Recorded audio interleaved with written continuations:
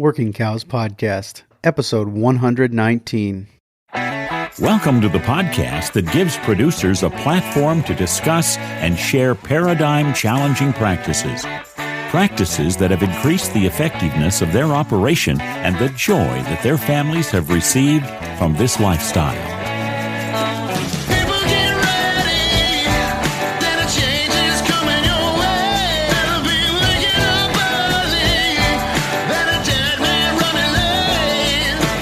Howdy, everybody. It's Clay Connery, host of the Working Cows Podcast, powered by the Global Ag Network. And I would ask you again, as I did last week, stick around for the end of the show.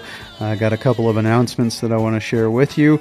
And it is the Christmas season, so I want to share a couple of things with you regarding that as well. But today on the show, really excited to welcome Glenn Elzinga. He's in the wilderness of Idaho, doing some exciting things there with reducing predator risk and increasing stocking rates and doing it in a low infrastructure way at the very least, and some really cool stuff that they've been able to accomplish with some out-of-the-box practices. And his work has been recommended to me multiple times from multiple different places, and so it's good to finally get him here on the Working Cows Podcast. Glenn, thanks for joining me today. It's wonderful to be here, Clay.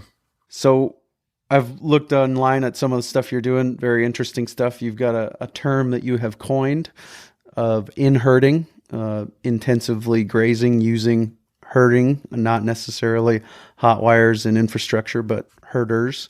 And Alan Savory talked about some of the things that they're able to accomplish with herders in Africa when I had him on episode 75 of the Working Cows Podcast. And I was intrigued by that. And I've talked to other people who do similar things, like Bob Kinford and his instinctual migratory grazing. And I asked him, I said, I asked Alan, do you think that herding is the future of making the cows a benefit to the land in America? And he said, no, I don't think anyone wants to do this work. So you are obviously doing this work, you and the people that work for you. And so I want you to take some time and just pitch to people the triple bottom line benefit of managing cows in this way. Sure. No, that's really good, Clay. That's actually funny that Alan mentioned that, because I would have guessed that he would have said differently. But, I guess he's got a lot more wisdom. He's got age under his belt. And he's seen the cold, hard reality of the human condition and how much people want to work these days.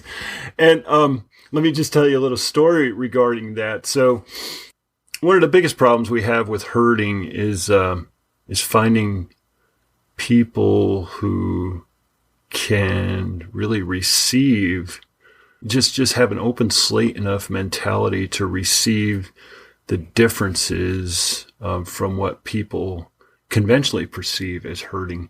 Almost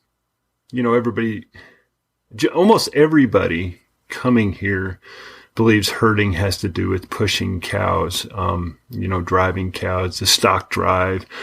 John Wayne and his young proteges, the cowboys, took the cattle from Bozeman, Montana to Belfouche, your hometown, South Dakota. And guess what? They didn't herd. They weren't herding them in my mind. They were pushing them. They were driving them. Mm-hmm. And so that's the stereotype of what herding is to people. So invariably, it doesn't matter if I got somebody from New Jersey or somebody who's raised in our own Pacific Valley.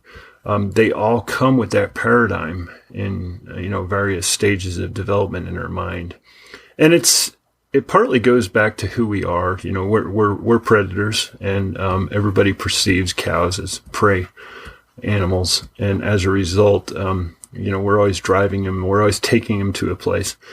So I've tried using, just trying to morph that paradigm in, seasoned cowboys that have worked for me, all the way to those folks from New Jersey and Georgia and Florida. And I find that the folks from New Jersey and Georgia and Florida are generally easier, not all the time, to get this paradigm in and get them to drop the old paradigm of driving, pushing. So I could see where Alan's coming from, in terms of, who we are as humans and what our tendencies are and what our preconceived notions are. He's right. But on the other hand, I've had really good success after several months of just continually reinforcing what herding really is in young people, these young impressionable minds. They're not entrenched in paradigms yet, and as a result, after 2 or 3 months, I could have them come back the following season, and they're actually becoming very, very effective at that point in time because we've rewritten their paradigms. And what's crazy about it is that the number one cost is investing in these kids. You just put so much money and labor out there. And we've kind of flipped over our paradigm in our mind about how this should work. And it's because there's no skill set out there. I think you've probably heard about Fred Provenza's book called, I think I have it right here. It's called The Art and Science of Shepherding. Maybe this be something that you'd want to, but it's called The Art and Science of Shepherding, and on the cover it says Tapping the Wisdom of French Herders. And actually that book kind of created a lot of paradigm shifts in my mind after we started developing this herding idea. We call it Inherding for intensive herding. And what they've done, they've actually created a curriculum in several schools in France and I believe Italy to actually create this paradigm. They're not reinventing it. They're not recreating it. They're actually creating a brand new paradigm. And that's the same paradigm that we're trying to create, where people actually are creating meal planning for animals to maximize their efficiencies, as well as gaining ecological, social, and financial benefits for both, the owners of the land, which, more often than not are government entities, and all the way to the users who, could possibly profit much more efficiently from cattle and sheep and goats that are run more efficiently. So anyway, back to these kids. So the paradigm we shifted out of is maybe we need to think about the education aspect, and they actually are on the hook for that instead of us. So for the first time this year, and we're in transition here, right? I think ultimately we're going to end up in a place where we're going to partner with a university or something like that. And the university is actually going to require tuition, and we're going to get some money out of that because people are starting to recognize that this is something that is needed in this country, and this is something that doesn't exist right now in terms of paradigms. So for the first time this year, instead of paying these crews, we're proposing the idea that they come here and work completely for free. It's an internship, and we give them a place to live. We give them a horse, so we give them a saddle, and they provide their own meals. They provide their own bedroll, but all the other incidentals, transportation, all that are up to us. So I was very nervous about actually heading down this road until we were at the Cabera Coalition meeting, and I said to Carol, my wife, she and I were down there. I said, you know what? We're not going to pay these people. We're going to call this an internship. And if they work out and they want to come back on year 2, then we'd be happy to pay them. But that first 3 months, that 100 days, 110, 120 days of riding, they're going to just work for free because there's so much investment in creating that paradigm in their mind. And you know what? I was continually busy capturing names of young people that want to do this for nothing. Clay, so right. They were excited about it. So I guess I would, mention that to Alan. If he and I were in this conversation with you, I'd say, Alan, but wait, what about this? This is only a small conference in New Mexico. And I have these young people show up and say, you know what? I want to learn that. I'm excited about it. And the testament to, what Fred's found in France and Italy, there's a steady cadre of people who have embraced the new technologies, the new practices, which are reinventing an ancient wheel. Actually, if you go into the biblical days where people like Jacob, 12,000 goats and whatever, there's no way he was just driving across the landscape. The guy's trying to gain weight just like we are. He's trying to take him to the best grass. He has herding techniques and herding principles down. It's one of the oldest professions. And unfortunately, in just 100 years of time, we have lost the ability to do that. And with it, we've lost an entire cadre of people who knew how to do it. And, these are journeyman people I'm talking about. These aren't somebody you just grab out of the bar and say, you know how to ride? Come on over, saddle up. And, it's somebody who sees it as a professional type series. It's like that of an engineer or a carpenter. It's a journeyman trade. And I got young people excited about it. So I think, my wife calls me the eternal optimist, but I think that Alan Savory might be wrong here, and maybe he's looking in the wrong places. But I'm very excited about young people being able to pull that off. And they're pulling it off for us on this three-legged stool of, we're teaching them about the value of intact ecosystems up there, and reinstating those intact ecosystems. And, it's regenerative agriculture, but, for some reason in regenerative agriculture, we get hung up on regenerating already altered ecosystems to maybe a more functional altered ecosystem. And for us, because we're riding and spending a lot of time on 70 square miles of essentially wilderness, we're just trying to regenerate that back to what the functionality was before we showed up when buffalo ran up there. And we're trying to mimic that. And as a result, we're seeing all these pieces fall back into the ecosystem, like aspen stands and beaver populations and West Slope cutthroat trout, and even interaction with wolves and bears and those sorts of things are very positive now instead of negative interactions.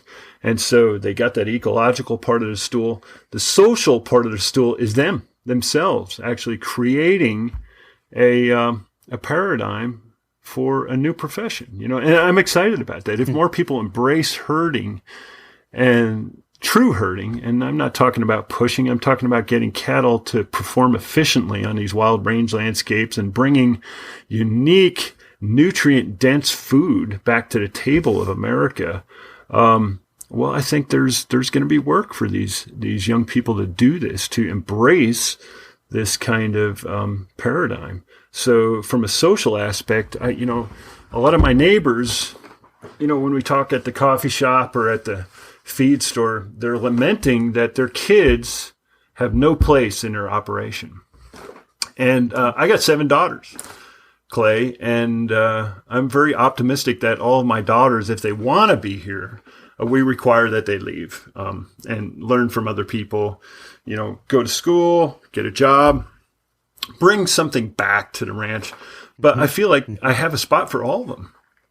If all 7 of them wanted to come back here, and say 7 of them got married, which actually would be really cool, Clay. So if you hear of any good-looking, tall, hardworking young men, send them my way. But, so that'd be wonderful. But I think that, I could provide work for all of those people because, with the social and with this new paradigm, we're seeing economic benefits as well. And of course, it's the economy that brings people back to a ranch. And that's what's exciting. We've we've tripled the amount of average daily gains we've gotten off dry ground. Right now, we're running about 1.5 average on, these are desert landscapes with yearling cattle. These are not calves that are nursing on a mom. These are just yearling cattle that have been weaned. And through herding and meal planning selection, we're actually picking up to 1.5 pounds a day. Whereas, when we used to run replacement heifers up there with the pairs before we switched to a yearling paradigm, those cattle, Clay, would come back with sometimes it was 0 pounds under their belt for the entire summer up there. They grew in frame and they grew in skeleton, but they lost finish and they lost muscle tone. And they come back, this bag of bones that was ready to, kick into a compensatory gain program on aftermath grass. But, there's an opportunity cost, of course, when that happens, because, boy, they're just going to eat like no tomorrow to build those body condition scores back up. And we were even seeing it with our cows. A lot of cows, especially, the older models, anything over 9 years old, would come back a little shelly off our range allotments, and their calf would grow at the expense of them. And there's an opportunity cost when you bring a cow back that's dropped a body condition score or two. And as a result, it was actually hurting our pocket on our fall pasture, because we could have used that grass to, say, put weaned calves on instead of mama cows that kind of needed to pick up body condition scores in preparation for calving. So there was these unseen benefits. And then, of course, we have the wolves, and that was a real, cash outlay, because we're losing up to 14 head a year to wolf predation, and now we lose 0. But then there's just stocking capacity, and right. So that's another increase. You got ADGs, but you also got increase in stocking capacities, both on irrigated ground and our high desert ground.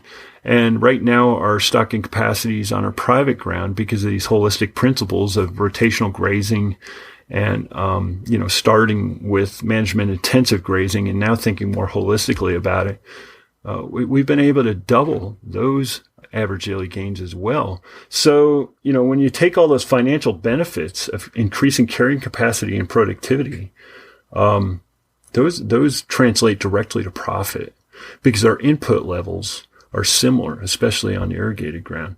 And as a result, because you have financial implications that are positive, immediately you can just branch out into social implications of, having a legacy ranch that you can kind of, provide a way for the next generation. Even if it's not my kids, it's young people that come to work for me that are desperately hoping to get into this. They have a passion for it.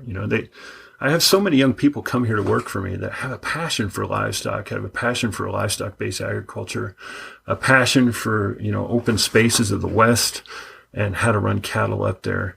But they're hopeless. Their hopes have been dashed over and over again, either, by their family or friends, or why would you ever want to do that? Because all their compadres are going to, school and in finance or whatever, real estate, there's few people heading into trades.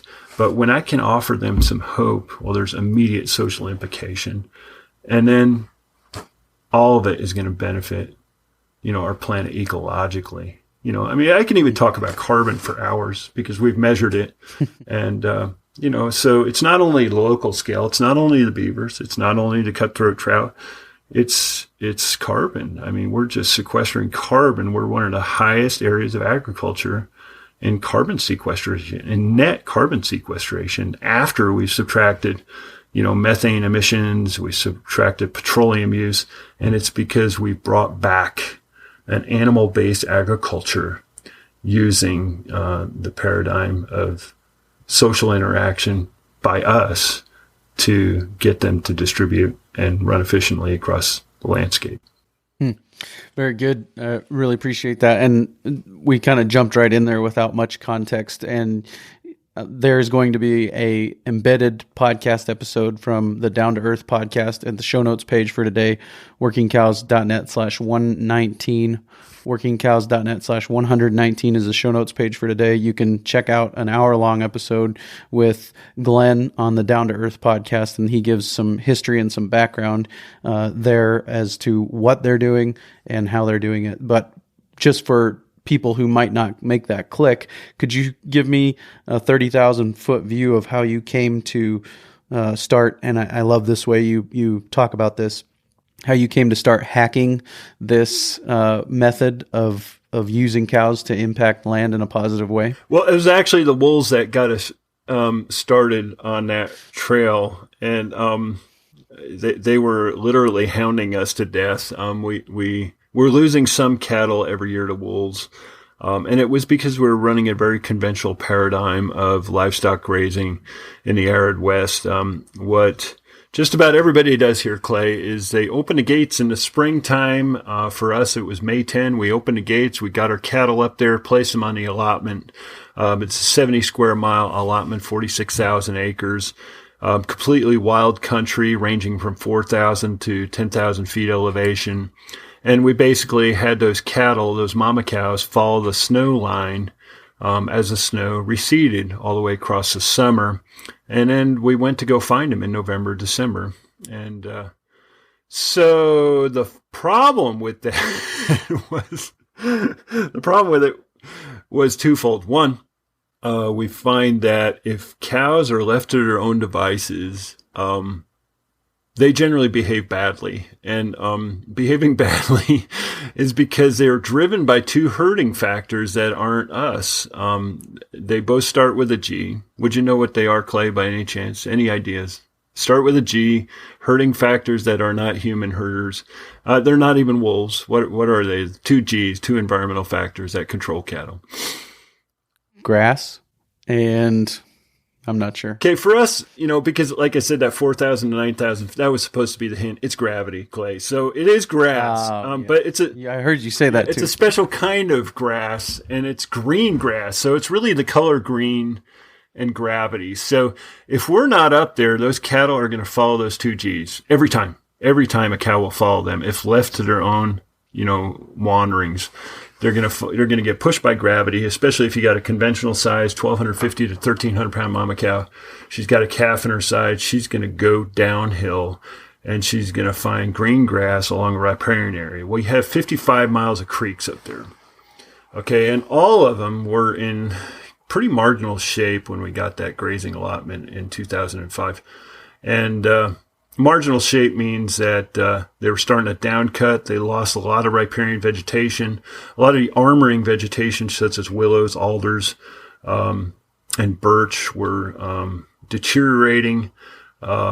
There wasn't any regeneration. A lot of our native plant species were gone. They were being replaced by Poa pratensis, Kentucky bluegrass, which doesn't hold soil very well. And we're actually seeing downcutting happening, where a creek would incise its way down through, a floodplain that had been intact for years. So that was a huge problem for us because I knew that fish habitat was getting impacted, and I knew that cover was getting impacted. All these temperature gradient problems, associated with the loss of shade along riparian watercourses is hard on trout populations. And we also affected salmon and steelhead populations. So, Carol and I, she's a plant ecologist. She's got a PhD in it. That's my wife. And she's a plant monitoring guru worldwide. She's written books about the subject. And I was a forest ecologist coming into this. This is 27 years now ranching, but before that, that was our history. So we both thought that, wow, we can handle this. We can run these cattle on these ranges and take care of these ecological values. But we were failing.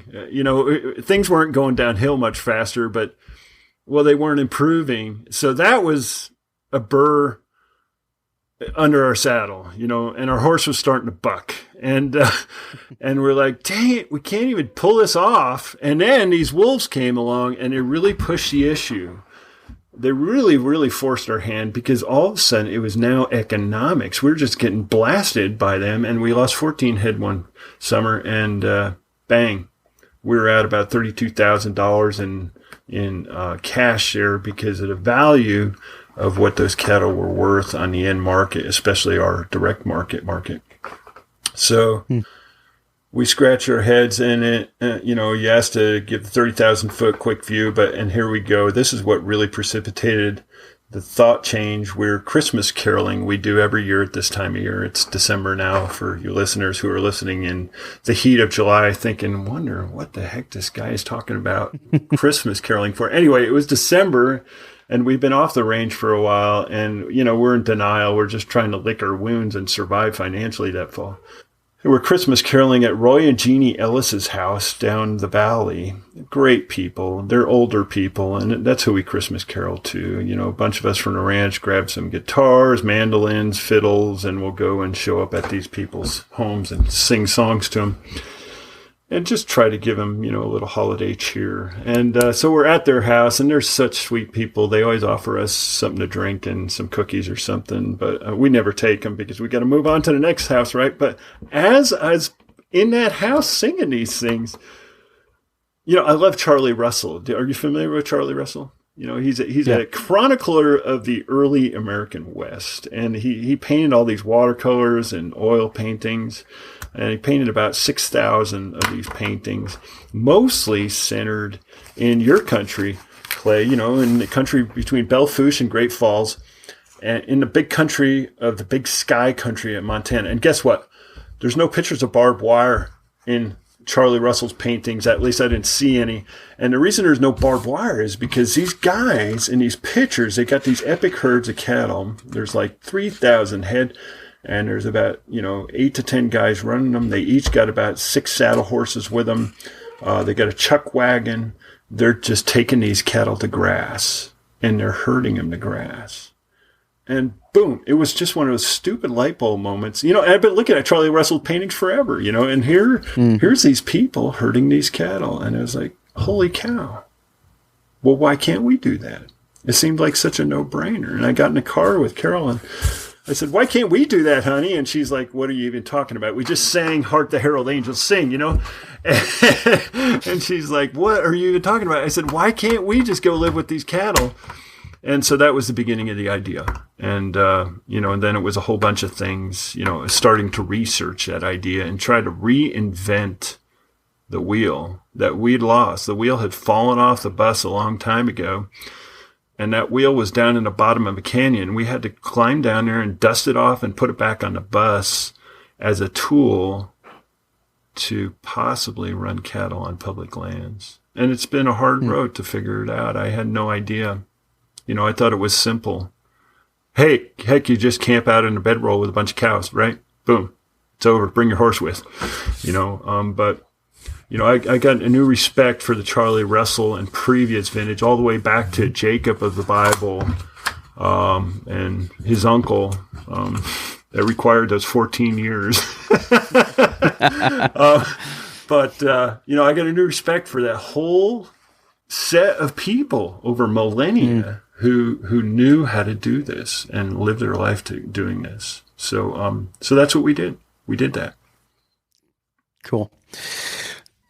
So I could tell we've got more than one episode here, just in the notes that I have done, and I'm not going to try and smash them all into one episode. We'll set up another time and do this if you're game at a future point. But one of the things that you said that stuck out to me in one of I think the YouTube video, it'll be linked as well, the show notes page. You talked about Bud Williams and his stockmanship. And then you were talking earlier about how the Cowboys, which is my favorite movie of all time, by the way. I don't think I've ever told this story on the podcast, so I'll tell it now. I was snowed in Milwaukee, Wisconsin, when I was driving a school bus during Bible school, waiting to drive another route on my school bus, watching the Cowboys on my laptop, and I took a picture of it. And I sent my brother the picture, and he responded with what Slim Pickens was saying at that moment in the video. My brother and I wore out 2 VHS tapes of that movie when we were kids, watching it over and over and over again. When he was in college, his roommates bought him a DVD of it because he had worn out the VHS tape and in college, and the DVD didn't wear out, and they hid it from him after a week because he'd watched it twice or 3 times already. So anyways, you talk about they were driving cattle, and Bud Williams wants the cow to have an opportunity to think. Yes. And I think that a lot of times when we start to get involved with cattle and we're driving them somewhere, it's because we think we're the only ones there with a mind. Yes. And we're not willing to give them a chance to process the information and make a decision on their own. Is that your experience? Well, that they have a mind of their own? The other day I was... It was Monday, just this week, and my entire crew was at the fulfillment center. We have a fulfillment center where we ship our beef at them, and of course, it's coming near Christmas time, and we get really busy there. We're shipping, like 100 boxes, 100 up to 150 boxes every Monday off our internet fulfillment web store. And that's alderspring.com if, a listener wants to just take a look at what we're doing there. But anyway, so everybody was off the ranch. And every 2 weeks, we got to ship finished cattle off to our processor. And so that means I'm back here at the ranch by myself, gathering and sorting about 500 head of yearling cattle into the corrals off grass. And so what we like to do is we evaluate weight as well as fat finish on these cattle as we select them. So I selected about 15. We're going to ship about 12 this week because these cattle will be ready and back after Christmas. So we decrease our slaughter volume. So it's only 12, but I selected about 15 or 16 and I thought were close just by looking at them in terms of fat deposition. So I'm in the corral with these cattle and I'm sorting them. And we got a set of scales there. And I like to run each one individually across the scales. And I don't know why I didn't ever think of this before, but there's this, and I'm sure intuitively I was there, but I just never really put like real live thought and ideas to the process. So I got this one heifer who's a little recalcitrant. She just wants to go back to her buddies. And I got the scale gate open. And it's just me. I don't have a dog or anything like that. And I try to really be really, really quiet. I don't even talk to these cattle. I don't wave my arms. There's none of that. It's all body position. And I'm looking at her and she's looking at me. And I close the gate behind me. And she now has a choice to either stay in the little pen with me. It's kind of a bud box setup, or go into that gate. And step onto the scale, which nobody's really excited about because the scale's wooden. It's kind of rickety. It's a very old scale, but it still works very well. So it's got a wooden floor, and it's different than the dirt corral they're in after I sort them off grass into this place, and the concrete ramp that leads up to the wooden thing. So, and of course, it's moving. Second they put their foot on there. So she weighs about 1,400 pounds, and she puts her foot on there and steps back immediately. And then I just saw this thing happen in my head. It said, go whack her on the butt. Go whack her on the butt and just, get her over that sensitivity to that floor and make her go in there. But I didn't. Instead, there was something in my mind. Instead of instinct, human instinct about predator versus prey, there's something in my mind that the likes of Bud Williams had put there. And my mind said, no, step 2 steps backwards. Which is totally counterintuitive for anybody with cows, right? Especially, Clay, I got more pressure. I got the sun going down. Okay. And I got a lot to do yet. These are the shortest days of the year, and the sun's going to go down at 4:00. And, and I got a whole bunch to do. I got to do another sort. I still got to feed all these cattle. And so I take the 2 steps back, and she looks at me, and we stand there looking at each other. And son of a gun, she just steps into the scales, and I quietly close the gate behind her. And, I did that with a few more cattle that day, and it was the exact same thing. Take 2 steps back, no arm waving, no nothing, not even eye contact. In a confrontational way. It's not even like, what the heck are you doing? Why aren't you getting, it's just mind over matter, because the matter in us is saying maker, and the mind in us, when we get trained in these principles, says, let them, let it be their decision. And even if it takes more time, because it's always going to save you time, right? If you let them. Because otherwise you're going to, if she escalated in that corral, I had about 8 more to weigh that were watching this whole thing. They were all going to escalate, and it was going to make everything go slower. And it's just let versus make. We got to let cattle do what we want them to do. There's no need. It's all want, let them do what we want them to do. And that's, that was Bud Williams' maxim, and all the people, all his proteges after him, it's pretty much letting them do what we want them to do. And it's exciting when you see that happen, and you can take those 2 steps back, which is totally against years of paradigm, centuries of paradigm of predator versus prey, and then they do it. Can you talk a little bit about the changes that you've seen in the cattle since you guys started this inherding? How they act, how they interact with the ground, some of those things. So that's interesting you bring that up, because I think that one of the most interesting things I see cattle doing is, because we're giving them much more free rein to make decisions up there, they're actually taking the time to learn from each other. When we first started running yearlings up on the range and we just dumped them up there, they would spread out and scatter out. And if we had new cattle up there that we picked up from somebody, because we have partners that raise certified organic grass-fed yearling cattle, and we would turn those up on the range, and guess what, Clay? They would just walk around for about 2 months straight. It was like, I'm sure they were eating a little bit, just stay alive, but it's like they weren't gaining weight and they weren't doing anything. They would just disappear. So now we've created an environment for them that's really secure, because we have parameters, we have boundaries around them. We condition them to being around us on horseback, and they understand that we are now the boundaries. They come off a hot wire training paradigm here where we're practicing holistic planned grazing, basically, a more holistic view of management intensive grazing. So we're running these hot wire cells before the grass is ready on the range, and then the grass comes ready on the range May 10. So they're used to being cell grazed, and we integrate horses in there to replace the hot wire.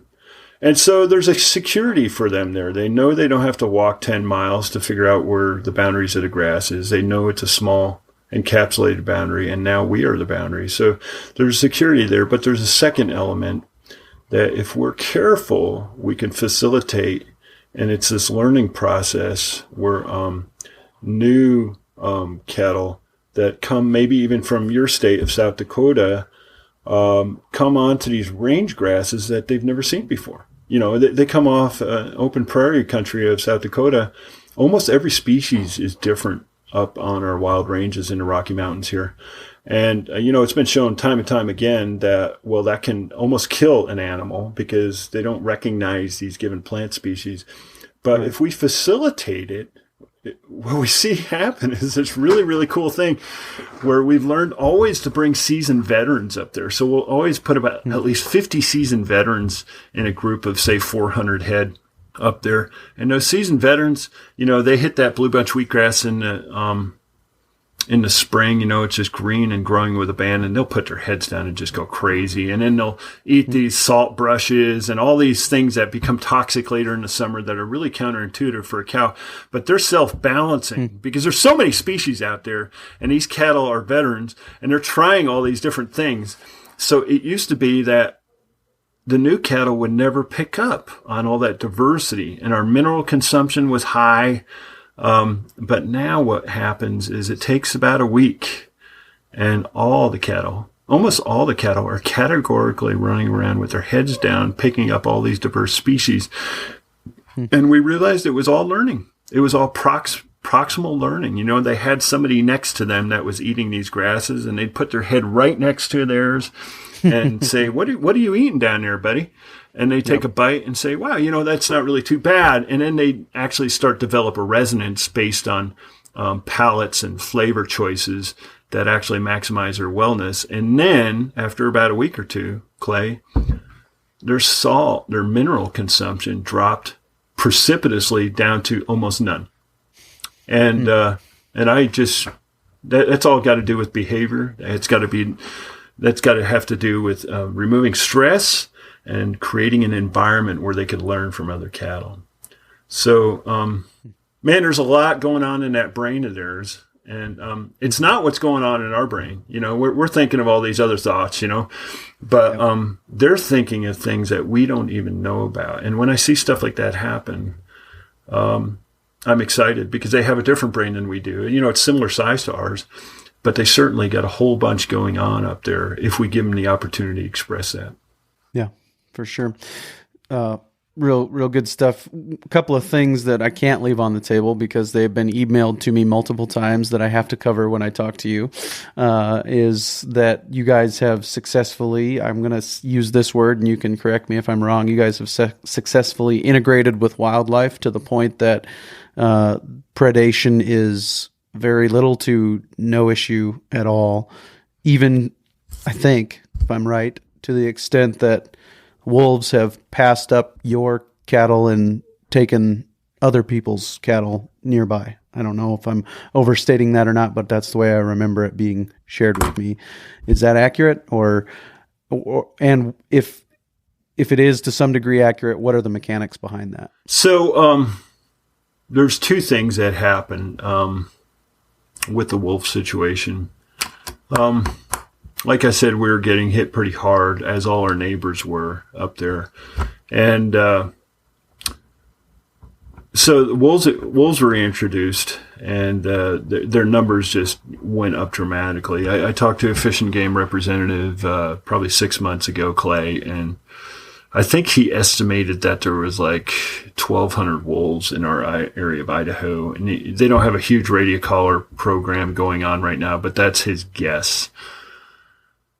And so it was a huge, huge increase from what was there, back in the 90s. There was a few wolves running around. They were native animals that, because we live next to the largest wilderness area in the contiguous United States. It's the Frank Churchill River No Return Wilderness. It's just if you look at a map, there's no towns in the middle of Idaho, and it's because it's all wilderness. It's this huge blank spot on a map, and nobody really knew what was out there as far as native species in terms of, wolf populations and stuff. There was a few. And then come the 90s, wolf reintroduction kind of came into full swing.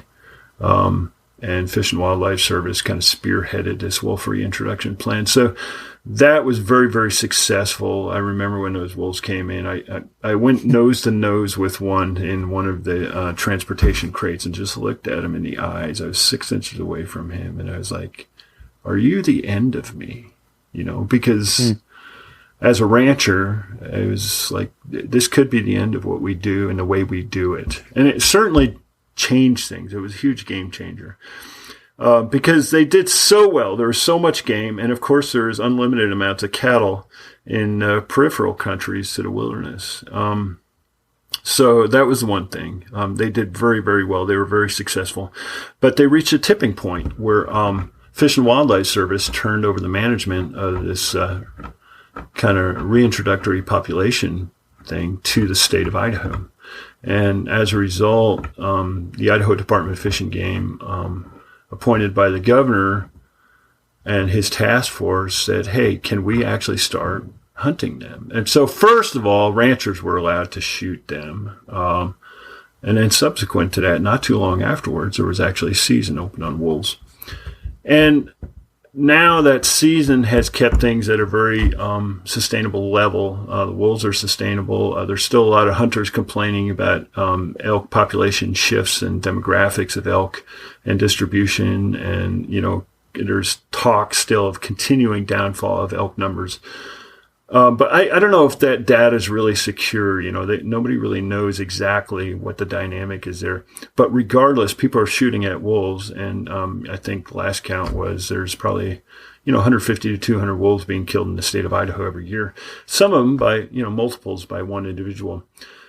And so what that means, Clay, is, well, it's a huge game changer for us because as we know, wolves being top of the food chain predators are also extremely smart. They're canids, right? I run border collies. They're super smart dogs. When you get stuff put into them, it's amazing what kind of intuition they have, And so wolves came from Canada and they had so much of this intuition, instinct bred into them. And part of it was just real wisdom concerning the true top of the food chain predator, which happens to be humans. And when people started taking whacks at these wolves, they got trained very, very quickly. It was a very efficient training tool. And as a result, human presence is now their number one anathema.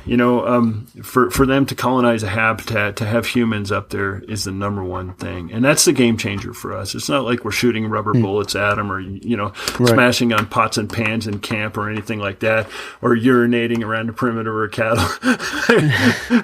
There's nothing like that, Clay. It's just us being there. That's been the game changer. And as a result, the wolves have had nothing to do with us. And yes, some of my neighbors have still sustained some losses. It's just because they're not up there all the time like we are. We're up there 24/7, 365 during the grazing season. We always have people up there. They're always within 100 or 200 yards of every animal we have up there. And as a result, we see them every now and then. We cut tracks, but they're always on the extreme periphery of what we're doing. They just have no interest in cohabitating with us. And when you started this, you were impacting, if I remember right, somewhere in the neighborhood of 70% of the riparian area. Is that right? Yeah, it was more like 65. So 65 of that 55 miles of creek we're impacting. And now we've measured it in the past 3 years in a row.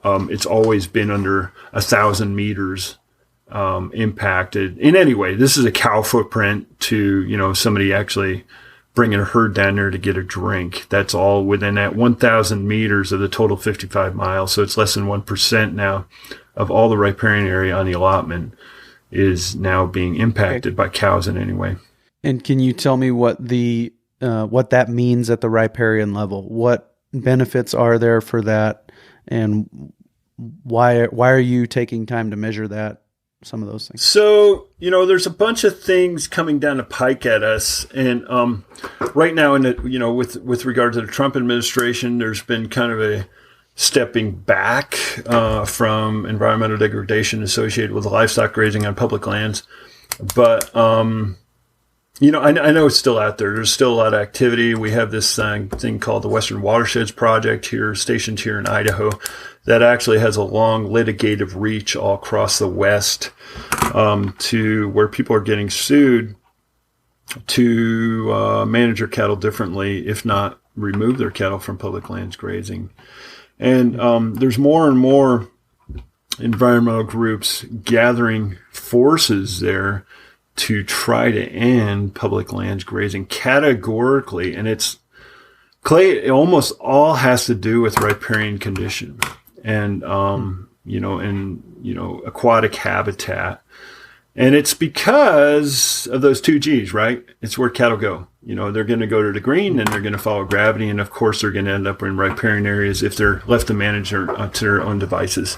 So 95% of all the impacts on public lands that cattle are responsible for that are perceived as adverse by the environmental public occur in riparian areas. So that's why it was the first game changer for us, because we have this grazing allotment. It's a key part of our grazing of our operation, and it's a key part of so many people's grazing operations in the West. Yeah, sure, in terms of total numbers of cattle in the United States that run in public lands, it's small. It's in the single digits, but yeah, it's created an economy in the West.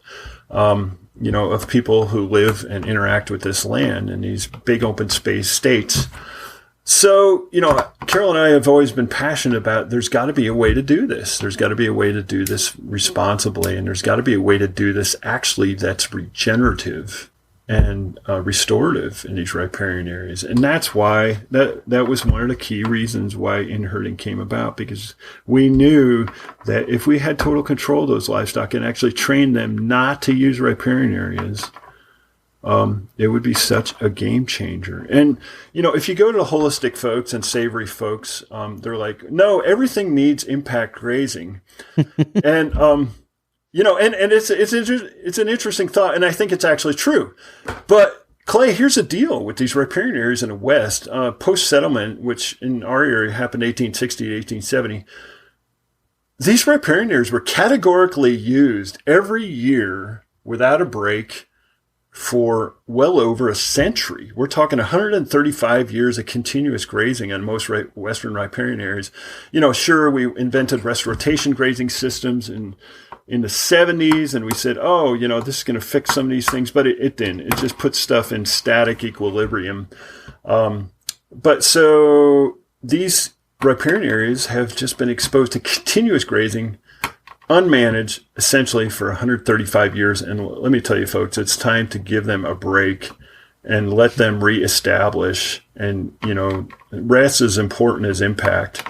And so in these areas, we just see so many species just appearing out of nowhere that we've never seen before. And, we see sage grouse now, which is, potentially listed species in the American West, just taking off, no pun intended, like crazy in these riparian areas.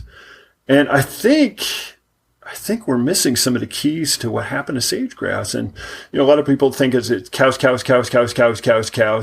and habitat degradation, but then you'll see stuff on the other side where sage grouse strutting grounds are these open areas along fences. And it's like, well, cows facilitate sage grouse. How can this be? But what we're seeing these new species show up in riparian areas that I know sage grouse love. Like there's currants and gooseberries showing up like crazy now that have long been kind of barely surviving residual species just cropped to the dirt every year by cows browsing them. And now these things are taking off. Now we have so much more cover and we have so much more sage grouse. So I think between cover, protective cover, thermal cover, and vegetative mast, in the form of berries, these birds are actually doing so much better. And it's because we didn't even know it, but those components were missing from years and years of grazing that happened in the 20s and 30s and led to the eventual massive decline of this bird that was ubiquitous across the northern portions of the Rocky Mountain West. And so now we see the sage grouse taking off, and it's because we just left the dang riparian areas alone. And, so we're seeing these down-cut areas be repaired. We're seeing beavers come in and dam these creeks and fix them for us. We're seeing aspen stands just come out of nowhere and regenerate to where you can't even you can't even ride a horse through a lot of these canyon bottoms anymore. And, that makes for difficult, bringing those cattle in there to graze for sure. But on the other hand, it's just provided this huge armoring potential and huge stability. And then, Clay, we just got 55 miles of creek on this allotment. I calculate that there's probably 50,000 miles of, perennial creek in the West. What if we regenerated all them from a carbon standpoint? It's just massive. It's just this massive thing that can happen if we just take care of these riparian areas. And if we're responsible with the riparian areas and we show ourselves to be good husbandmen and stewards of these places, I think we can get our credibility back. As there's these bumper stickers that say ranchers or the original environmentalists. I think that's not necessarily true, but it can be. And that's exciting to me. We can be the environmentalists. We can be recognized as the stewards of these wild landscapes if we just kind of step up to the plate and do what's right there. Glenn, so much good stuff here. And like I said, I would love to sit down with you again at some point in the future. I do have one more series of questions. If we could do some, and I know these are not short answer questions, but as short as possible. Especially with me, Clay, I'm a nightmare. My wife says, "Will you shut up?" I opened this up to my private Facebook group and my private MeWe group, and I got one question that deals a lot with grass finishing. And I wanted to fulfill my commitment to that individual. So let me lay out what I think is going on, and you can tell me if I'm right or wrong. Is everything that you guys are responsible for, every animal you're responsible for on public land through the growing season, May 10th to November or something like that? No, so there's 400 head that go up there on public land. So 70% of all the green forage they consume in that year of life is up on public lands. So that's from May 10 to September 15. And it's 70% of the green forage because our green season, we live at 5,000 feet. It doesn't really occur until, say, late April. That's when our green season starts. And our green season ends like October 15. So they got a month on one end and maybe 2-3 weeks on the other. So 70% of the green forage comes from that wild range landscape on public lands. But there's another 200 to 300 head that are here under management intensive grazing protocol here on our irrigated pastures. We have 405 acres of irrigated ground. And it used to be all hay ground, Clay. And that's where that soil test came from. Our tenure, like in 2009, we took a soils test. and that year it was 2.45 over the entire ranch. We had lows of almost into the ones on soil organic matter. And so we stopped the hay program. We stopped raising monocultures of alfalfa, and we started doing holistic plant grazing, AKA cell grazing, but with intent to try to regenerate these lost soils. And so we've been doing that ever since. And now we can run up to 300 pasture cattle at home while running 400 head up on those public lands.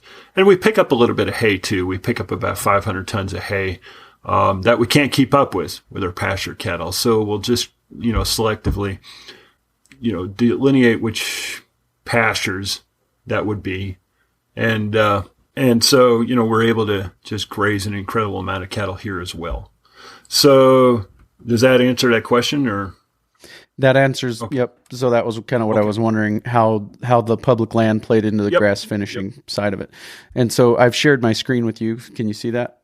Yes, I can. And we're looking at this question here. What does it take to finish on grass? How to do it right? Starting with no finishing experience, beginning with the end in mind, skill level, genetics, grazing, all those things. So can you just, in as much time as you want to spend on it, or maybe that's a dangerous way to put that, in as much time as you have to spend on it, could you just kind of answer that question and serve the listener in that way, I guess? Yeah, so this is to Aaron. Mm-hmm. So for Aaron here, wow, that's a 2-hour-long question. Exactly. And I'd love you to come out here, Aaron. we can talk about it. But the way to start with this holistic plant grazing thing is one, just you got to get out there and learn the basics, and that might be taking a school. Holistic Management International has a really good holistic grazing school that answers the questions to basically setting your objectives and weighing them against not only possible outcomes, but also all these different things that you should consider when coming up with that grazing plan. So that would be a starting point for me. For me, none of that stuff existed in 1993 when Carol and I started this thing. We were taking a Stockman grass farmer at that time. We were reading anything we could about Jim Garish. And, we just adopted management intensive grazing. We read Andre Voisin's book, Grass Productivity. We just tried to scratch anything we could about management intensive grazing and cell grazing. And I remember we started with like 30 cows and 1 acre paddocks and hot wire. And, we had failure after failure after failure.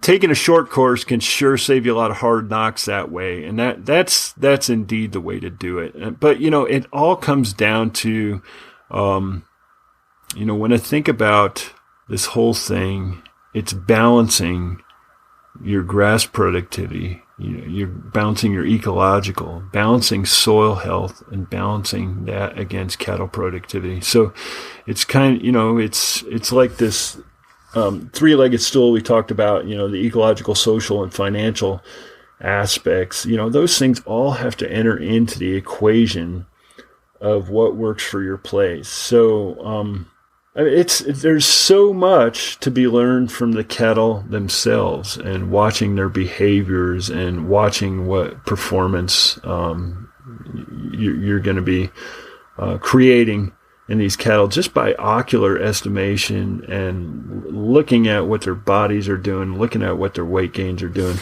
And, my wife, the monitoring guru for plant ecology, always says this thing to me, and it just nags into my head. And it's so important. It's so important. And it has to do with not being able to manage what you don't measure. And, if you don't know what your ADGs are, and you don't know what your grass productivity is based on your stocking rates and all those things, because you don't have any numbers, you don't have any metrics, you can't manage it.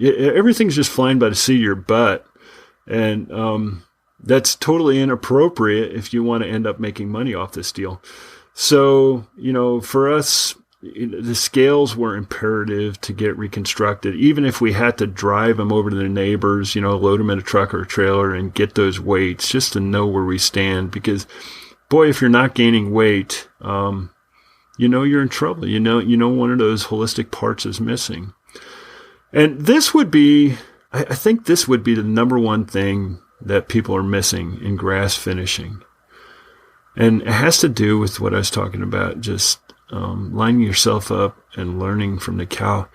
And what I've learned, the number one thing I've learned from cows, probably with regard to grass and pastures and holistic plant grazing, is that if we don't offer them a diversity of choice for them to be able to self-regulate and maximize their palates, and this is good grass, this is not rank grass, this is good grass that's well managed. If we're not maximizing their choices in a good grass environment, we're gonna end up on the short end of the stick in terms of performance. Because here's the analogy that I like to use. And Joel Salatin actually got me thinking about it when he published that book called Salad Bar Beef back in the 80s and 90s. I don't know exactly when it was published. Mm-hmm. But the salad bar is what you need to take home from this. Because, when, say, Clay and I meet and we're going to go out for dinner in Rapid City, South Dakota, and Clay says to me, Glenn, man, I know you love salad. And this place over here in downtown Rapid has got the best salad bar I've ever seen. It's the best one in South Dakota. And Clay and I go down there, and dadgummit, Clay's right. And there's 60 different choices on that salad bar. And you know what? There's chunks of chicken that have been grilled. There's chunks of steak that have been grilled. There's little, lamb chops to be had. This is an extraordinary salad bar because it isn't a bunch of rabbit food. It's like everything. It's like, holy cow, Clay, you really hit a home run here, dude.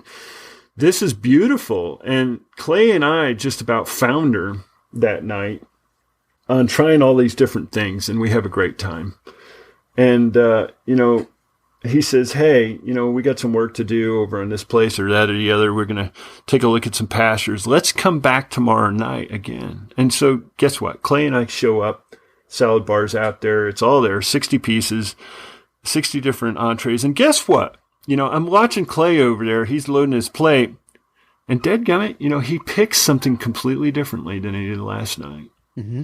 And so do I. And we both sit down and we talk about it and we say, holy cow, this isn't what I ate last night, but this is so good. And, I had enough of those last night, so I'm sated there, and then he and I have a few more things to do and we come back the very next night and there's 60 holes in the salad bar, but now there's some iceberg lettuce, there's some romaine, and there's some tomatoes, and there's some celery, and they're all different kinds of those 4 items in this entire 60 tray salad bar. And we're like, what just happened?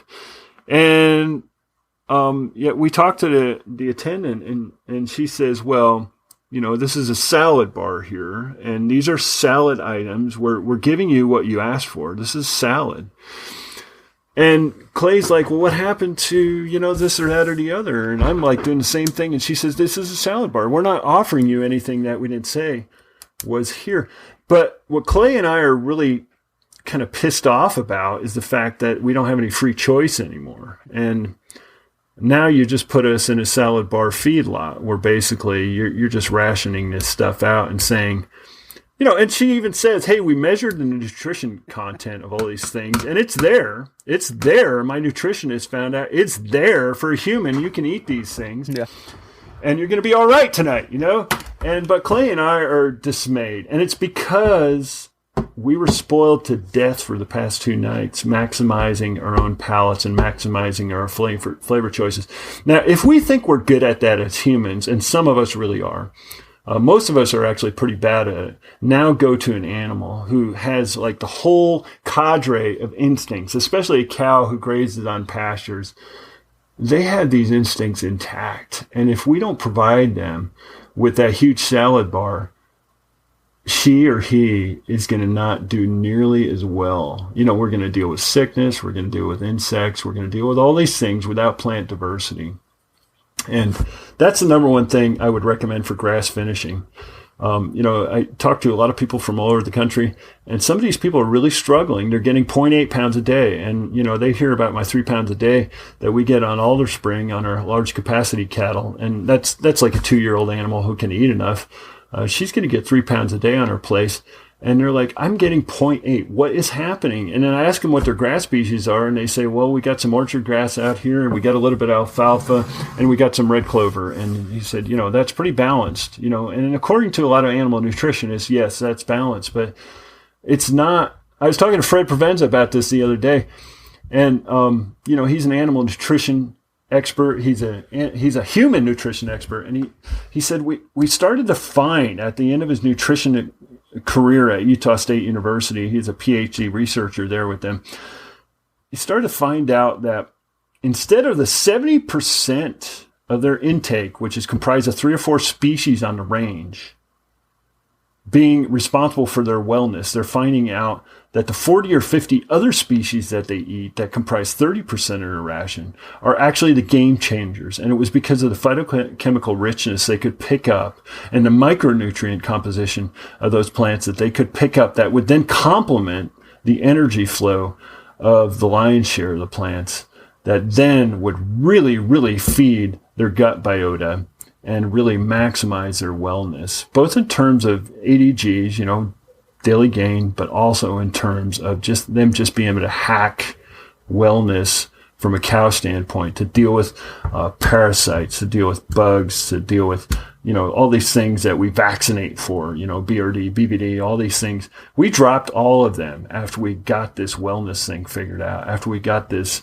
Cows can select their own wellness if we pay attention to them and provide that for them. They can do it. They can hack their own wellness. So now the only thing we give them is 8-way, and we don't give them anything else. And we run like 700 head of these a year, and they do very well. Our doctoring rate dropped by 90%.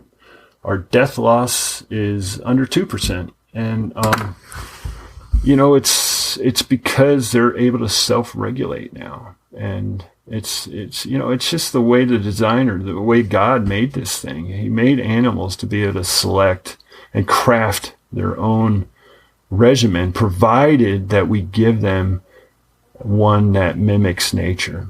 And when we get away from what the nature mimic is, where, like on our ranges, I use that as an example, there's 250 plant species up there that they graze commonly. There's 550 that they graze incidentally, and that's out of 2,500 different plant species.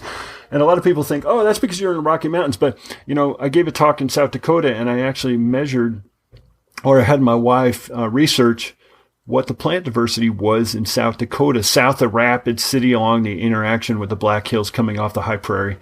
And it was 2,200 native plants that used to be in South Dakota. So, we're thinking about those bison out there, and self-regulating. They just had this cornucopia of diversity to pick from, and a ton of phytochemical richness, a ton of solar collecting plants, all the way down to ground leveling plants, to big blue stem that was waving in the wind 8 feet high. They just balanced themselves. And they were able to hack this phytochemical thing so easily because the salad bar was never ending for them. It was never ending. And the thing about the prairie, in a lot of the tall grass prairie states, with that 2,500 native plant species, most of those were palatable to a grazing animal. Whereas, here in the Rocky Mountains, only say about 1/4 of them are palatable to grazing animals. There are pine trees and all kinds of other stuff, So anyway, I hope that answers Aaron's question. It was very sketch in terms of trying to nail things down, but without, being there on the place with them, it's just really hard to determine. But the key take home, and, Fred Provenza would echo this all day long. He's an animal nutritionist, and he knows far more about this than I do from a scientific and the why aspect. It's diversity. The key, the centerpiece of this whole thing is diversity and providing cattle the opportunity to select their own plants. Awesome. Very good stuff. Thank you so much for your time. I probably way understated the amount of time this was going to take in the email lead up to getting this done, but I really appreciate your generosity, and I thank you for coming on today. Oh, it's just a lot of fun, Clay. So, let's do it again sometime because, man, it's just a gift to be able to swap information. Whenever I do one of these things, people email us directly and they say, "Hey, we saw this," or "Hey, can I share this with you?" And so invariably, when we come to this informational platform, there's no one-way thing. I get deluged by more new ideas, and I start being able to think outside of the box I've created for myself. So that's really exciting stuff. Thanks again, Clay. So we're right in the Christmas season. If I get it out on the 16th, and people wanted to order some steaks from you guys, what link should I put in the show notes page? Oh, just go to the alderspring.com. Yeah, alderspring.com. So that'd be great. It'll be there. So, all right. Yep. So more than anything, I wish they'd just shoot me an email. I don't really care if they order beef because, for this context, Clay, the exciting thing for me is that I really believe there's hope in agriculture. We've just lost our way. Yeah. And I really, really believe there's hope in agriculture. And there's so many people passionate about it who just love the land. They love cattle. They love what God, put under our feet, and they're just fascinated by it all, and they have a passion for it. And I'm like, wait, buddy, sure, if you read Beef Magazine or something like that, you can get lost in their paradigm. You can get lost in their paradigm. And Mike Calcrate's right, we've lost our market. But we've also opened the door to a different way of thinking about the land and creating a relationship with those things we've lost relationship with. And that's so exciting to me. That's wonderful. Awesome. I look forward to another conversation with you in the future. And thank you so much again for your time today. You bet. Thank you. Well, it is the Christmas season, and if you have found yourself sitting around thinking, I really enjoy the Working Cows podcast, I wonder how I could send a Christmas gift to Clay there as the host. And if you have found yourself thinking that, I would just encourage you to check out the show notes page for a link to the Amazon wish list of the Working Cows podcast. My wife and I recently got a livestock guardian puppy who is not ready to live outside yet.